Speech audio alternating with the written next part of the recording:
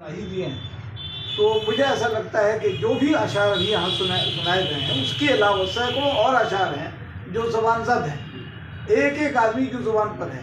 एक मिसरा शुरू हो कोई कर देता है तो मेरे जैसा आदमी जिसको शेर याद नहीं होता दूसरा मिसरा बोल देगा, ऐसी हालत है। इतने ज़बानज़द उनके अशार हैं और उनकी खूबसूरती इसमें भी है कि उनके अशार आसान लफ्ज़ों से बनाए गए हैं।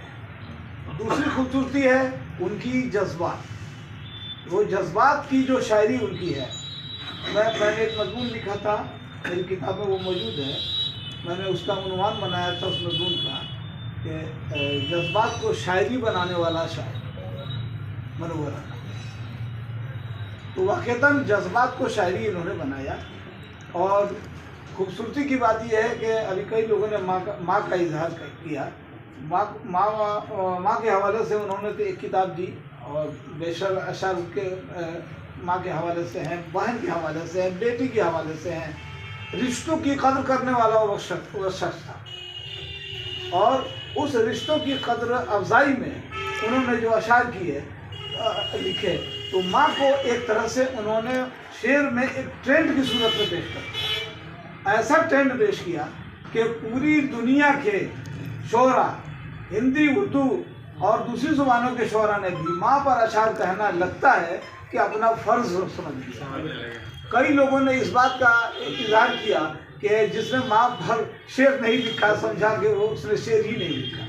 तो ये कमाल था उस आदमी ने अपनी शायरी में माँ को एक ट्रेंड के तौर पे पेश कर दिया और माँ की इतनी इज्जत अफजाई उस शख्स ने कर दी।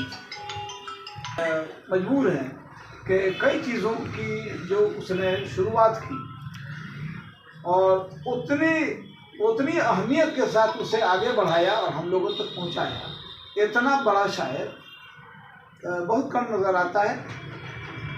बहुत सारे लोग और लोगों का नाम लेना चाहते हैं, लेकिन जो आफाकी शायर होते हैं वो आफाकी शायर इसीलिए होते हैं कि उनकी शायरी में ऐसे कुछ अंसुर होते हैं कि जो हर ज़माने में ज़रूरी हुआ करते। उसमें आखिर में मैं एक बात मैं करना चाहता हूँ कि मनोवर राना ने खुद को हमेशा एकदम एक मुतदील इंसान, एक मुहज़्ज़ब इंसान के तौर पर पेश किया। और मनोवर राना के मुझे लगता है कि सैकड़ों अशार इस बात के लिए हैं कि क़ब्र, ज़िंदगी और मौत के रिश्ते के बीच में वो हमेशा झूमते रहे और हमेशा सारे लोगों को ईमानदारी से महफिलों में रुलाते रहे। उनके शेर पढ़ने का अगर वीडियो बहुत सारा आ रहा है, सामने आएगा तो आप देख सकते हैं कि उनके पढ़ने का जो अंदाज़ है वो मुकम्मल जज्बाती है और ऐसा लगता है कि वो अब रो देंगे कि तब रो देंगे। कई बार मैंने आंसू निकलते हुए भी देखे हैं, चूँकि उनकी ज़िंदगी के बहुत सारे हिस्से ऐसे रहे हैं जो दुनिया से लड़ते झगड़ते और अपनी ज़िंदगी को जीने की कोशिश करते रहे। इसलिए मैं उन्हें ख़राज अक़ीदत पेश करता हूँ कि आज एक बहुत बड़ा शायर जिसका रहना बहुत ज़रूरी था, हमारी कई चीज़ों को उसने खाली चीज़ों को उसने पुर किया और वो आज हमारे बीच से रुखसत हो गया। अल्लाह उन्हें जन्नत नसीब करे, जन्नत में ऊँचा से ऊँचा मुकाम अता करे।